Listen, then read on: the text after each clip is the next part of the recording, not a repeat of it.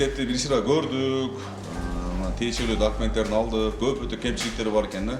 Азыр жакшы, баары эле жакшы, жардам сурасак чок дешпей берип атат.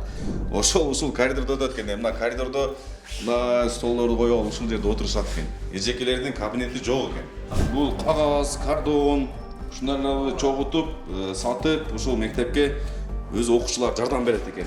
Мына колдор уже бастан кыртылдап багынап атат. Мына полду дагы алмаштырыш керек экен. Мына жерде элдер көпөйүп кетти, жаңы чектер курулуп. Манасчылардын кабинети экен. Канасы мындай айтканда.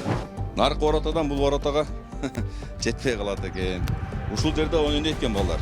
Мурда спорт зал болгон экен, мен келгичейин. Мынакы үйдү ээси сатып алдым деп. Эми мен тештүү жерге жазып бергенмин, муну такта бергиле деп.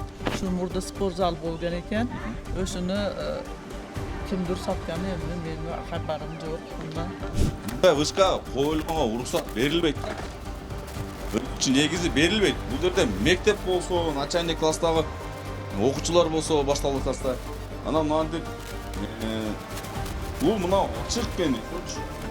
Баардык жаш балдар келет да, мына ачат да, мына ачып мынага кирет да, мына коопсуздук жаратат бул жердечи.